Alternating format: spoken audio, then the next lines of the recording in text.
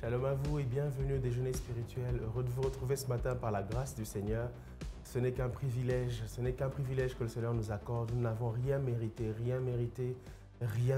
pour pouvoir être à cette table à laquelle il nous convie, pour être appelé de son nom et pour être le sujet de son amour et de ses bontés. Soyons donc reconnaissants ce matin au Seigneur pour son amour, sa fidélité, sa grâce, sa bonté. Quel merveilleux amour, quelle merveilleuse grâce. Nous pouvons nous arrêter là et commencer simplement à chanter la beauté et la profondeur de l'amour et de la grâce du Seigneur. Et nous aurions raison. Cependant, notre programme est assez chargé et émaillé de contenus divers et nous allons faire ensemble 1h30 environ pour consommer la joie du Seigneur sous plusieurs formats au travers de notre déjeuner spirituel. Bienvenue donc à vous tous de Lubumbashi, de ses environs, de Kipushi, de Likasi, de Kasumbalesa, de tous les villages environnant Lubumbashi et même de toutes les autres villes de la RDC et même du monde entier. Que le Seigneur vous bénisse. Nous sommes heureux d'être ensemble ce matin. Je ne suis pas seul comme d'habitude. Je suis accompagné. Aujourd'hui, je veux quand même honorer les dames. Mais souvent, je m'en mêle les pinceaux. Bonjour maman Charlène et bienvenue. Voilà, en tout cas, là, vraiment, même les téléspectateurs constatent que je m'améliore. Bonjour pasteur. Bonjour papa Ephraïm. Merci d'être avec nous ce matin. Je vous en prie. Gloire au Seigneur. Nous allons sans plus tarder commencer notre déjeuner spirituel. Rendre grâce au Seigneur avec vous, pasteur. On va prier. Père éternel, nous te rendons grâce. Merci pour le souffle de vie. Merci pour l'être et le mouvement. Merci pour la joie que tu communiques dans nos cœurs. Seigneur, alors que nous sommes en train de commémorer, Seigneur, cette semaine pascale où tu es mort et tu as pris notre place à la croix de Golgotha, tu es ressuscité. Nous prions qu'ainsi que nos vies soient ressuscitées ensemble avec toi.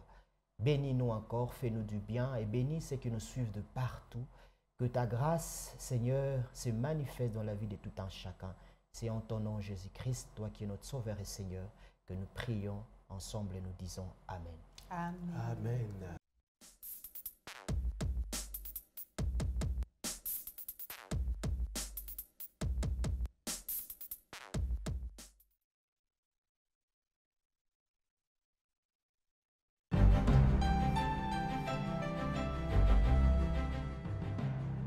Bonjour, aujourd'hui mon histoire s'intitule « Rouage lubrifié ».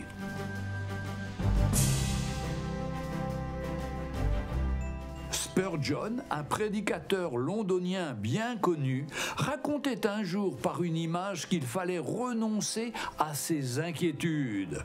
Avez-vous déjà vu des ouvriers travailler dans un immeuble? Ils se tiennent sur 3 marches différentes de l'échafaudage et se passent les pierres de la marche la plus basse vers la marche centrale et de la marche centrale vers la marche supérieure. Les travaux progressent bien tant que chaque pierre, atteignant le niveau le plus bas, passe immédiatement au niveau supérieur suivant. Que se passerait-il si l'homme du milieu ne transmettait pas les pierres une fois qu'il les a reçues? Que se passerait-il si l'ouvrier du haut refusait de prendre les pierres? Eh bien, le pauvre homme du milieu s'effondrait sous le poids de toutes les pierres qu'il reçoit. C'est ce qui nous arrive tout le temps dans le monde invisible. Dès que nous rencontrons la première difficulté, nous ne parvenons pas à la transmettre au niveau supérieur et nous nous sentons déjà sous pression et tourmentés. Les 2e et 3e problèmes nous mettent déjà KO. Peu à peu, nos forces diminuent et nous nous effondrons sous la charge. Il faut respecter les règles. Dès que nous sommes menacés par un souci, nous devons immédiatement transférer notre fardeau à un niveau plus élevé. C'est l'instruction qu'il faut suivre pour nous libérer des soucis. C'est ce qu'il faut faire. Spurgeon nous le déclare. D'ailleurs, l'apôtre Pierre nous demande aussi dans la Bible de renoncer à nos soucis et il écrit « Déchargez-vous sur lui de tous vos soucis, car il prend soin de vous ». 1 Pierre chapitre 5 et verset 7. Un autre passage important dans l'évangile de Matthieu nous encourage à ne pas nous inquiéter pour notre vie. C'est dans Matthieu chapitre 6, versets 27 à 34. Il faut lui remettre toutes nos inquiétudes. Nous devons les abandonner délibérément et définitivement.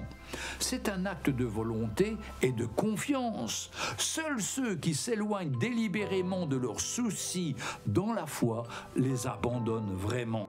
Ce n'est qu'ainsi que je pourrais expérimenter l'aide du Seigneur. Nos peines, nos péchés et nos désirs sont d'entre bonnes mains quand on lui confie. Quiconque renonce jour après jour à ses soucis n'en est pas définitivement débarrassé, mais il ne pèse plus sur lui. Il les a remis au Seigneur qui s'en occupe mieux que nous-mêmes. Alors n'hésitez pas, confiez vos soucis au Seigneur et il saura s'en occuper. Retrouvez Un jour une histoire sur www.365histoire.com. Alors, une nouvelle histoire aujourd'hui. En tout cas, pour moi, elle est toute nouvelle. Rouage lubrifié. Ça sort d'un sermon de Charles Spurgeon. Et on a l'habitude d'avoir Charles Spurgeon dans nos pensées. Les pensées du jour que nous décortiquons souvent sont signées Charles Spurgeon. Et aujourd'hui, l'histoire du jour parle d'une illustration dans son message, une prédication qu'il avait faite. Et voilà, transmettre le fardeau à l'étape suivante, à la personne qui est au-dessus. Et Papa Pasteur, on le voit comme une obligation. Il faut le faire. Ce n'est pas je veux le faire. Donc je me sens bien, je vais transmettre. Demain, en tout cas, je veux serrer fort mon fardeau, je reste avec. On dit qu'il faut le faire. Il faut le faire. Et Christ lui-même le dira, il dit venez, il ne demande pas celui qui veut, il dit venez, venez à moi, vous tous qui êtes chargés, fatigués, et moi je vous donnerai du repos. Mais malheureusement, la plupart des cas, c'est pas toujours comme ça. Hein. Il y a d'autres qui viennent au Seigneur, qui se déchargent au Seigneur juste parce que voilà, Seigneur, j'ai envie que tu me donnes des habits, juste les habits. Seigneur, j'ai envie que tu me donnes la nourriture, juste ça. Mais en ce qui concerne les sentiments, les problèmes familiaux, non. Là, nous-mêmes, on gère. Je vais gérer. Vous voyez? Et ça fait que voilà, la personne va porter le poids seule. Hein. Vous voyez, c'est vrai, le Seigneur s'occupe juste des habits parce que toi, tu veux qu'il s'occupe des habits, qu'il s'occupe de ta nourriture. Mais voilà, la santé, vous allez voir que la personne commence à fondre. Mais finalement, c'est quoi? Qu'est-ce qu'il y a? Pourquoi? Parce qu'il y a une partie de sa vie. Il s'est dit non, ça moi-même je vais garder. Et ça va faire en sorte que la personne puisse s'écrouler. Hein. Il va porter le poids et puis après, bon. Donc nous devons tout remettre entre les mains du Seigneur. Parce que lui, il est plus fort, il est plus grand que nous. Hein. Il connaît comment est-ce qu'il peut nous donner la solution dont nous avons besoin. Donc le Seigneur nous demande de nous décharger en tout et alors, en tout, même nos sentiments. Des fois, on a l'impression qu'il y a des choses que le Seigneur ne peut pas gérer. Hein. Hein? On a un conflit avec quelqu'un, on s'est dit, ah ça, je vais en finir seul avec la personne. Non, confiez-vous au Seigneur. Ah, il connaît, parce qu'il connaît la Bible des cœurs qui sont les cœurs lorrains. Donc il connaît les cœurs de l'autre, il connaît aussi ton cœur, il sait comment faire pour que les choses puissent s'arranger. Mais si tu te dis, non, je vais gérer seul, ah, tu vas t'écrouler, hein. Ça va peser sur toi. Donc, nous devons nous décharger à lui. Wow. Décharger sur le Seigneur, donner au niveau supérieur. Tout alors. Wow. Wow. C'est une première histoire qui m'a beaucoup édifiée aussi ce matin. J'étais en train de voir, comme lui-même, le pasteur Jean-Luc Garret était en train d'expliquer, si seulement l'autre refusait de prendre, comment ça sera. Parce que normalement, c'est un cycle, ça doit tourner. Pour que ça tourne, il faut que chaque membre participe, mais c'est ce qui nous arrive aussi. J'ai aimé, c'est que je crois un prédicateur passant ici à l'église Parole Éternelle, un jour il était en train de donner l'exemple sur ce fidèle. Il a dit, le fidèle entrait dans son bureau, il venait tellement avec de problèmes. À un moment, il s'est senti exténué. En fait, il prenait ça pour lui. Quand un problème vient, il le prend, il intériorise, il a mal. Telle femme n'enfante pas, telle autre. Donc, il a dit ça, c'est devenu trop, il se sentait comme il devenait faible, au fait. Hein, il commençait à s'évanouir parce qu'il y avait trop de problèmes. En fait, lui pensait qu'il pouvait apporter la solution à tout ce problème. Et puis à un moment, il s'est rappelé que le Seigneur avait dit de décharger sur lui. Il a dit non, c'est pas mon boulot ça. C'est pas mon boulot. C'est pourquoi il s'est senti déjà en train comment je veux dire, de s'évanouir parce que c'était trop, en fait. C'était trop. Il a dit mais comment je veux m'en sortir? Est-ce que tous les pasteurs sont confrontés à ce même difficulté? Et il a compris que Dieu avait raison quand il avait dit de décharger sur lui tout. Et il l'a fait, il a dit qu'il s'est senti à l'aise. En fait, nous ne comprenons pas comme Papa Parfait l'a dit. Il a dit venez. Ce n'est pas que nous demande notre avis. C'est pas qu'il négocie avec nous, il nous demande de venir. C'est un ordre, hein. Ce sont des verbes, je crois, à l'impératif. C'est un ordre que le Seigneur nous donne. Au fait, quand on n'obéit pas à un ordre, on désobéit et on a les conséquences. Quand le Seigneur dit venez, c'est parce qu'il est tellement grand qu'il peut supporter toute charge, il peut supporter au fait toutes les douleurs qui nous dépassent, parce que quand il dit venez, il se sent assez capable pour le faire. Et plusieurs fois, on bloque au fait le cycle, on se dit non, je peux gérer, je peux bien faire les choses, et nous voyons que nous tombons parce que nous n'avons pas d'abord respecté l'ordre du Seigneur. Et ce matin, le pasteur Jean-Luc Gaillard vient nous encourager encore à venir. J'ai aimé ce qu'il a dit. La parole de Dieu qui parle dans Matthieu, qui dit qui par ce souci peut ajouter une seule coudée à sa vie. Et je me dis, si on n'ajoute pas, donc on retranche. Donc, il vaut mieux ne pas se soucier, parce que toutes les fois qu'on se soucie, on n'ajoute pas. Si on n'ajoute pas, donc on retranche encore. Peut-être que tu avais 10 ans de vie, tellement que tu t'inquiètes trop et tu ne sais pas le déposer au Seigneur, alors que c'est un ordre. Tu as 9 ans de vie parce que trop stressé et tu ne sais pas comment t'en débarrasser. Et finalement, tu es en train de courter ta vie. Et ce matin, c'est un ordre que le Seigneur nous donne de venir et de nous décharger sur lui. Eh bien, déchargeons-nous sur le Seigneur. C'est un impératif. Et si on veut jouer au malin, c'est nous-mêmes qui allons payer la facture. Justement. Alors ne faisons pas cela. Ça me fait penser à cette chanson qui dit « Son nom c'est Jésus, Jésus, il vient pour te consoler. » Il est là pour ça. Ça. Et on dit « Il guérit les cœurs brisés, soulage les opprimés. Il est toujours capable de délivrer. » Wow. Ça, c'est son... J'ai envie de dire, c'est son boulot.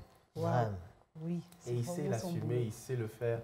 Donc, on s'encourage ce matin à se décharger sur le Seigneur. Déchargeons-nous sur le Seigneur. Hein.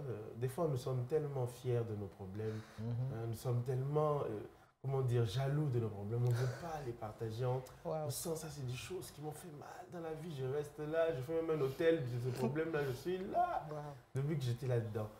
Et bon, certains se disent, non, je suis un homme. Je dois me battre. Je dois. C'est pas un déni de responsabilité de faire ça. Non. Bon, en fait, ce qui est vrai, humainement parlant, penser à la chose n'est pas mauvais. Penser à la chose, mais après avoir pensé à la chose, vous devez comprendre que vous êtes incapable de vous donner la solution par rapport à la chose. Présentez la chose devant le Seigneur. Ça nous arrive. Vous avez déjà présenté la chose au Seigneur, vous attendez la réponse, mais ça peut revenir que vous puissiez penser. Mais ne vous dites pas que c'est moi qui trouvera la solution. Vous devez vous dire que c'est le Seigneur qui trouvera la solution.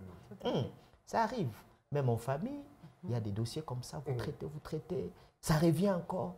Mais c'est le Seigneur qui a déjà les dossiers. Vous attendez seulement à ce que l'accomplissement, à ce que la réponse arrive. Donc c'est un peu ça. Parce qu'il y a beaucoup de gens qui pensent qu'on dit abandonnez-toi entre les mains du Seigneur, ça veut dire que non, m'en fous. Non. Hein? M'en fous. Et donc, vous voyez, il y a aussi des attitudes, n'est-ce pas? Des attitudes, c'est vrai, vous pouvez avoir un problème. Ça ne veut pas dire parce que j'ai un problème, je dois, en tout cas, jusqu'à ce que le Seigneur va répondre à ce que je vais changer. Non, changez déjà l'attitude. Dites-vous que c'est vrai. Même si je me faisais du mal, ça n'apportera rien du tout. Donc, je dois changer l'attitude. Je vais danser, je vais chanter pour Dieu, pour me débarrasser un peu de ces... Vous voyez, quand vous chantez, vous louez Dieu, tout ça, c'est comme si ça tombait. Donc, je pense que c'est quelque chose qu'on peut encore ajouter dans nous décharger au Seigneur. Eh bien, voilà. Déchargeons-nous sur le Seigneur et c'est l'attitude indiquée. C'est ce que le Seigneur attend de nous, c'est ce qu'il veut de nous, c'est même de la maturité. Un chemin de fer, je dois briser les rocs. L'homme doit se battre. C'est la première chose, c'est au moins de partager. Partage avec le Seigneur, c'est ton ami, c'est ton Seigneur. Seigneur, regarde le problème que j'ai, je te le donne. Et le Seigneur te dit, toi, de ta part, c'est fais ceci, fais cela. Et tu sentiras que ça, c'est ma part, je fais ça. Et puis tu l'as fait. Et voilà, et le Seigneur fait la sienne, toujours. Et même au chemin de fer, je dois me battre. Qu'est-ce que tu as que tu n'as pas reçu? Même la force de te battre, c'est lui qui te l'a donné. Ok, d'accord. C'est dit, le pasteur nous a déjà fixé sur le sujet et nous bénissons le Seigneur pour cette nouvelle et merveilleuse histoire nous contée par le pasteur Jean-Louis Gaillard. Poursuivons vers un peu de français. Découvrons encore davantage le français. Nous sommes un pays francophone, nous faisons partie de la francophonie. Pourquoi ne pas s'enrichir un peu de quelques phrases, expressions ou mots en français, enrichir notre vocabulaire. Découvrons l'expression d'aujourd'hui et enrichissons.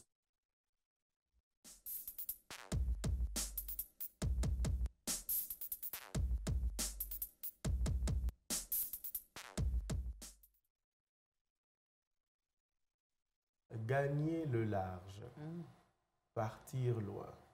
On peut aussi dire prendre le large, partir loin. Voilà l'expression du jour. On a là-dedans, c'est une expression qui est assez liée au mouvement des bateaux. Oui. Ok. Quand on dit que le bateau a pris le large, c'est-à-dire qu'il a quitté la côte, il a quitté le port, Justement. il va quand en on haute part, mer et voilà. C'est vraiment au large, au large, en haute mer. On peut dire au large des îles du Pacifique. Ça veut dire qu'il est dans les hautes mers de ces îles-là, loin des côtes de ces îles-là. Donc, dans les hautes mers, voilà. Partir, prendre le large, ou gagner le large, c'est partir loin. Ça peut aussi... Moi, je prenais ça dans le sens de la course ou d'une compétition. Ah non, Merci c'est pour plutôt dans le sens vraiment de s'éloigner, d'aller loin. Ok. Et certains ont pris le large, fouillant des responsabilités. Justement. On a vu des Ça, c'est hommes... des responsabilités. Oui, ils sont sortis de la maison ce jour-là. Ils sont seulement sortis. C'est fini. Aller simple, pas de retour, ni de contact, rien, départ. Voilà. Ils ont pris le large. Il a pris le large. On a aussi vu des femmes prendre le large. Justement, ouais. Quelqu'un qui a commencé, qui s'est battu au pays, il s'est battu, à un moment il a disparu. Mais où est-ce qu'il est parti? Il est au pôle Nord. Il a déjà pris le large. Panama.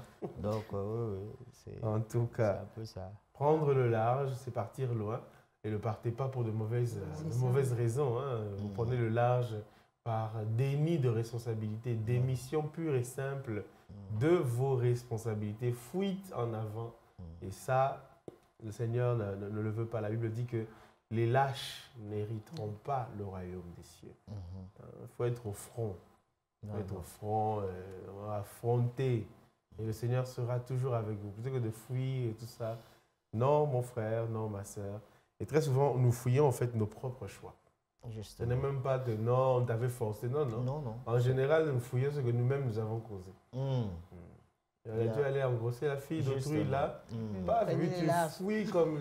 C'est ça. On a tenté de demander la main aux sœurs, ça et là. 4, 5, 6, ça n'a pas marché. On dit, ici c'est compliqué, hein, il faut changer. Il faut changer le secteur. On prend le large. Ah là, prendre le large aujourd'hui, ça s'oriente vraiment du mauvais côté. Ça, donc non, on s'encourage à ne pas prendre le large pour les mauvaises raisons, mais plutôt assumer ses responsabilités. Vous avez pris le large parce que bon, vous sentez que à la maison ça devient aigre et amer. Hein, comme dit la Bible, une femme querelleuse est pire que la carie pour les os. Et vous avez ça à la maison. Vous ne savez plus quoi faire. S'il faut changer de nationalité ou faire quoi? Devenir réfugié quelque part? Non. Il faut assumer. Ne prenez pas le large, restez là. Et même dans ce cas, le Seigneur est capable de vous sortir. Le Seigneur est tellement amour qu'il peut nous sortir même de nos propres turpitudes, comme on dit. Il peut nous sortir de nos propres fautes, de nos propres erreurs. Tu es responsable de A à Z, mais le Seigneur te regarde et dit, si je le laisse, il meurt, le petit. Il t'aide et tu sors. Tu peux crier à lui ce matin. Tu as fait un mauvais choix. Toi-même, tu regardes ça, c'était un mauvais choix. Et le Seigneur est capable de te sauver. Il en est capable. Plutôt que de prendre la tangente, de prendre le large, gagner le large, donc Panama direct. Malheureusement, ce que nous fouillons, on finit toujours par nous rattraper. Parce que si vous fouillez ici et puis vous arrivez au Panama et puis ça vous rattrape encore, c'est compliqué. Vous reprenez encore le processus à zéro. Donc, faisons confiance au Seigneur. Faisons confiance au Seigneur et nous bénissons le Seigneur pour cette expression qui, à son tour, nous enrichit et pas seulement que... Elle ne nous enrichit pas que de français, mais elle nous enrichit aussi de beaux enseignements. Et on bénit le Seigneur pour cela. 081 42 44 406, votre numéro, le nôtre, celui par lequel nous échangeons la vie et la joie du Seigneur autour de sa table. Prenons un mets nouveau. C'est la nouvelle portion du pain du jour, suite de ce que nous avons commencé hier, trahir je suis, cette réalité-là ignoble que nous avons commencé à voir hier et de laquelle nous avons commencé déjà à tirer plusieurs leçons. Tirons-en d'autres de ce nouveau pain que nous allons décortiquer ensemble. Je vous en souhaite un très bon appétit. On se retrouve juste après.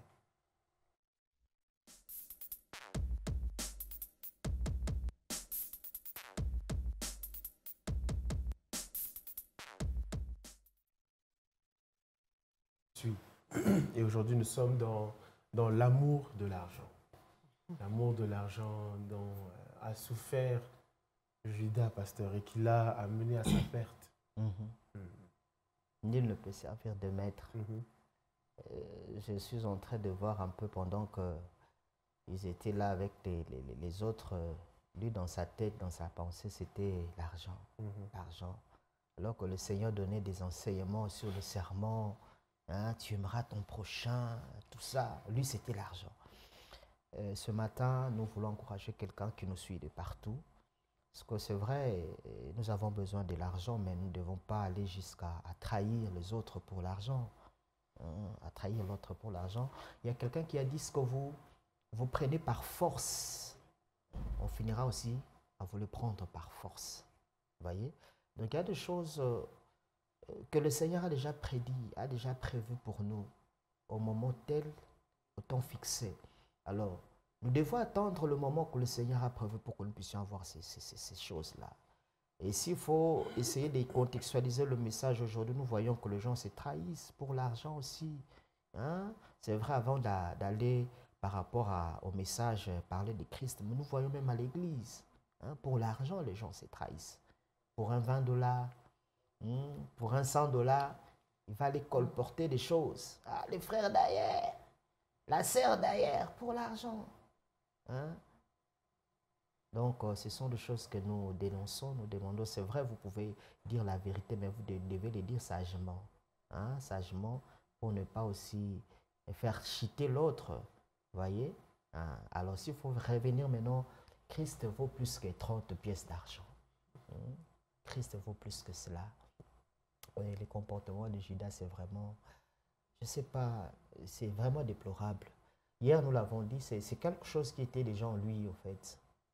Ce n'est pas le diable d'abord, comme le pasteur l'a dit tantôt. C'est lui-même qui nourrissait son cœur dans ces choses-là. L'argent, l'argent, l'argent, l'argent, jusqu'à ce que ça cause sa propre ruine. Et nous, étant qu'enfants de Dieu, nous devons apprendre à respecter, à suivre ce que le Seigneur nous demande. S'il nous interdit de ne pas faire telle chose, c'est parce qu'il sait pourquoi. Il ne veut pas que nous puissions le faire. Donc, ne soyons pas des traîtres.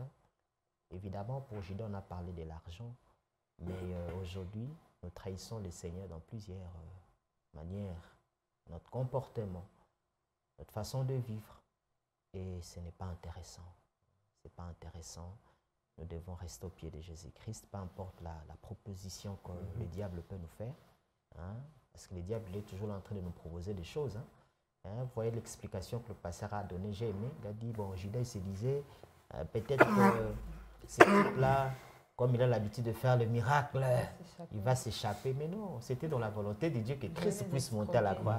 Et ça, c'est ça que nous avons dit hier. C'est un mystère.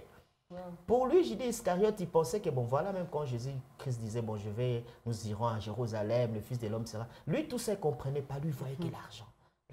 Mais c'était le chemin par lequel le Seigneur, Dieu avait prévu pour que Jésus-Christ puisse monter à la croix. Vous voyez? Donc, ne soyez pas la personne par laquelle le Seigneur va devoir passer pour trahir le Seigneur. Non, ce n'est pas une bonne chose. En tout cas, priez pour ça, Seigneur, que ça ne soit pas moi. Et comportez-vous conséquemment. Hein, soyez un homme de prière, soyez un homme discipliné. Hein, aimez plus Jésus que l'argent. Parce que lui-même, il dit, nul ne peut servir de maître. Hein, soit il aimera l'un et haïra l'autre. Nous, nous aimons Jésus. C'est Jésus que nous aimons. Donc, l'argent par argent, Jésus, nous sommes à toi. Et j'aimerais encourager quelqu'un à aimer Jésus plus que l'argent. Amen. Wow. Amen. Wow. Ne pas trahir, je suis. De l'argent. Pas trahir, je suis. Encore une fois ce matin.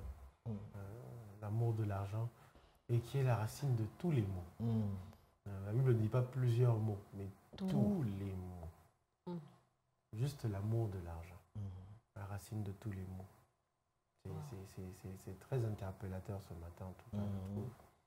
Ça interpelle vraiment chacun d'entre nous sur cette vérité, sur nos cœurs. Et voilà, c'est très fort. C'est vraiment très fort. Et aussi l'aspect, des fois nous mettons la responsabilité au diable dans beaucoup de choses. Et là, le pasteur vient sur le fait que Judas avait déjà entrepris les choses. Donc il a vraiment balayé le terrain, balisé le chemin. Le diable n'avait qu'à marcher dedans. Donc dès qu'il avait pris cette décision et que le Seigneur a dit, le diable entra directement. Et le pasteur insiste pour dire que quand nous prenons la décision de faire un mal, le diable lui vient juste nous donner la capacité de faire un mal. L'onction dans le mal. Voilà, c'est pas intéressant. En tout cas, il faut décourager cela. Surtout à l'église aussi, nous voyons de plus en plus que la trahison commence à se faire comme ça à l'église. Les enfants de Dieu se trahissent à cause des gains, des biens, des postes, tout ça. C'est pas intéressant. C'est pas intéressant, les hommes de Dieu aussi. Des choses qui font mal. Donc, arrêtons de faire cela. À chaque fois que nous faisons cela, ça nous diminue en fait. Ça nous diminue et ça nous vide de notre chrétienté. Donc, revenons au pied de Jésus-Christ. Revenons à lui. Soyons des bons chrétiens. Ne soyons pas seulement des chrétiens de non seulement je suis un chrétien, mais la vie n'a rien à voir avec Jésus-Christ. Donc Jésus-Christ c'est juste l'étiquette qu'on voit et seulement que j'ai le nom de Jésus-Christ, mais en réalité c'est comme je l'ai dit tantôt. Donc il faisait partie des 12, mais lui pendant que le Seigneur Jésus prêchait, enseignait, lui n'était pas là. Il faisait des calculs. Bon, si on achète le pain des 30 deniers, et puis lui c'était ça, l'argent. Et c'est vrai, on parle de Pierre aussi qui avait régné le maître, mais écoutez ce que Pierre dira, à qui irions-nous? Donc, c'est toi qui as les paroles qui donnent la vie. C'est pas l'argent qui donne la vie, c'est toi qui as les paroles. Et ça, j'ai aimé. Donc, c'est un langage que nous devons aussi tenir étant qu'enfants de Dieu. Seigneur, à qui irions-nous? Qu'est-ce que l'argent peut nous faire? Il n'y a que toi qui peux nous faire du bien. Et c'est toi qui as les paroles qui donnent la vie. Et nous en avons besoin, étant que chrétiens, d'avoir ces paroles de Jésus-Christ. Ces paroles qui nous réconfortent. Eh bien, gloire au Seigneur. Amen. Gloire au Seigneur pour ce pain, en tout cas. La trahison, trahir je suis, et aujourd'hui, l'argent au cœur de cette trahison, c'est terrible. Le cœur de la trahison, ah là là, c'est terrible, pasteur. Juste le fait d'y penser. Je ne vais pas jeter la balle seulement dans l'autre camp. Il faut que je parle aussi à moi-même et que je veille sur mon propre cœur, sur mes propres motivations pour être sûr que je ne fais rien pour l'argent, rien pour... Des fois, on se dit non, on ne m'a pas proposé d'argent. Mais le prestige ou l'image que tu veux préserver, c'est peut-être une image à laquelle est attachée une certaine somme d'argent quelque part. Moi, je suis connu comme étant journaliste. Si là, je faillis un peu, cette image-là, et le salaire qu'il y a derrière le journaliste là, si on apprend, ça peut... Voilà, c'est aussi tout ça sur lequel nous devons peut-être veiller nous-mêmes, dans nos cœurs, vraiment, vraiment veiller. Seigneur, aide-nous. Aide-nous. On dit gloire au Seigneur pour ce pas qui nous appelle, qui nous parle et qui entre dans nos cœurs comme une semence. Et que le Seigneur puisse venir moissonner une semence qui a fleuri, qui a donné plusieurs grains. Et des grains qui vont demeurer, qui vont abonder et dont il va être réjoui. Trahir je suis. Aujourd'hui, on a parlé essentiellement de l'amour de l'argent. On a parlé de la décision de faire le mal. Une décision que le diable vient seulement entériner.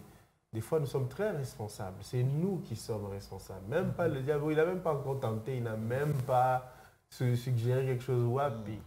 Nous-mêmes seulement. Nous-mêmes amorcés par nos propres convoitises, comme dit la Bible. Et c'est nous-mêmes. Puis le diable regarde et dit, oh là là là là. Un terrain comme ça, comment est-ce que je peux laisser? Je viens, je mets aussi mon petit grain dedans. Et puis voilà. Et ça va vite pousser, hein, parce qu'il y a déjà du fumier qui est déjà là. Donc, la terre est tu bien. n'as pas besoin d'arroser. Eh bien, veillons. Hein, veillons à ne pas faciliter. Quelqu'un disait que c'est très grave de rendre le diable innocent. C'est très grave. Donc, tu as innocenté le diable. Vous voulez le taper? En tout cas, ce n'est pas moi, c'est lui. Et c'est toi réellement. Diable innocent, c'est très grave. C'est très grave d'arriver jusque-là à rendre le diable innocent par notre responsabilité. J'allais peut-être rajouter quelque chose à Samantha. C'est ce que nous devons aussi vivre dans les contentements aussi. Parce que ces derniers temps, nous voulons tous être comme les autres. Vous voyez tout ça aussi, et ça ouvre de portes. Quand je vois maman Charlène acheter une nouvelle Jeep, je dis, ah ben moi aussi je peux faire ça. Alors il y a des propositions comme ça que le diable aussi ouvre. Tu vois, tu peux faire ça pour en avoir. Et là, on s'est trahi. Pourquoi? Parce que je veux aussi être comme maman Charlène, je veux aussi être comme le frère Ephraim. Vous voyez, il faut vraiment faire très attention aussi dans l'envie. Tout ça, je veux aussi être... paraître qu'on me voie aussi, que je vis aussi, non. Donc je pense que Dieu nous voit au-delà de tout ce que nous avons, les apparences, le matériel. Dieu nous voit plus que ça. La plupart des cas, nous arrêtons. C'est comme si nous diminuons Dieu. Nous pensons que donc la vie, ça s'arrête seulement dans le véhicule, la maison, les habits, c'est ça là. Il y a une vie qui nous attend au ciel. Voyez? Et cette vie doit se préparer ici. Et pour avoir la vie éternelle, les cœurs, on dit, heureux ceux qui ont le cœur pur, car ils verront Dieu. La pureté du cœur nous pousse à craindre et à respecter les normes que le Seigneur nous a données. C'est ça important. Wow. Parlant de ça, je me suis rappelé même de ce qui se passe toujours dans la Bible. J'étais en train d'essayer de faire une petite comparaison. J'étais en train de... Bon, en fait, je n'étais pas en train de prendre la place... je n'étais pas en train de parler pour Judas, mais je me suis dit, mais vous ne voyez pas que les apôtres avaient aussi la même tendance, parce qu'on l'a vu aussi avec Pierre qui était en train de dire, on a tout laissé. Il était aussi en train de réclamer quelque chose, non? Il était en train de réclamer quelque chose en disant qu'on a tout laissé. Mais à Pierre, on voit le maître le reprendre vite et de continuer le chemin. Mais Judas qui, en même temps, a eu le remords d'avoir vendu Christ et d'aller vouloir retourner de l'argent. On a vu quand même qu'il y avait une démarche qu'il était en train de faire, mais on ne lui a pas accordé cette seconde chance. Mais Pierre, évidemment, il demande cela sans souci, n'est-ce pas? Il demande cela. Et ce qui est intéressant avec Pierre, le Seigneur lui donne une réponse. Il dit non, vous avez quitté, c'est vrai, mais vous aurez des choses. Vous voyez, ça les rassure. Que je ne dois plus commencer à penser comme avant parce que le Seigneur m'a rassuré que j'aurai ces choses-là. Vous voyez, mais ce n'est pas le cas avec Judas Iscariote. Vous voyez, Judas Iscariote lui-même, il a résolu par lui-même de trouver des solutions.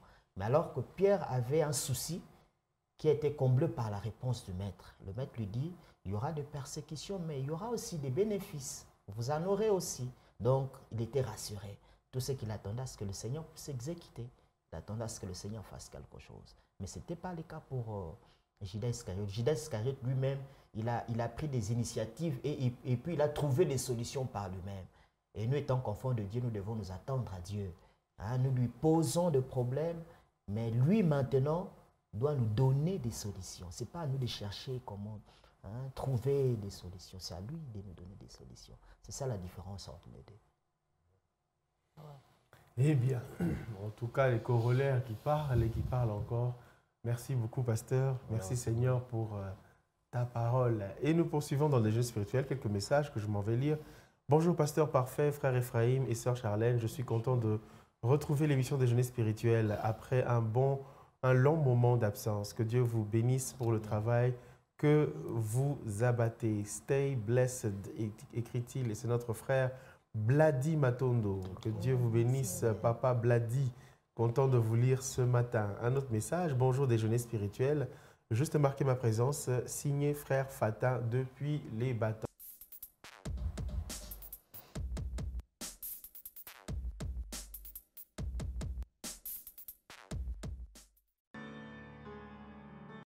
Découvrons donc le verset du jour qui s'affiche, le livre de 1 Chronique, chapitre 4, le verset 10e, qui nous dit « Ce matin, nous allons découvrir la pensée du Seigneur. » Et donc voilà, Jaébé invoqua le Dieu d'Israël en disant, si tu me bénis et que tu étendes mes limites, si ta main est avec moi et si tu me préserves du malheur, en sorte que je ne sois pas dans la souffrance, et Dieu accorda ce qu'il avait demandé. 1 Chronique 4:10 nous dit, Jaébé invoqua le Dieu d'Israël en disant, si tu me bénis et que tu étendes mes limites, si ta main est avec moi et si tu me préserves du malheur, en sorte que je ne sois pas dans la souffrance, et Dieu accorda ce qu'il avait demandé ici. Amen.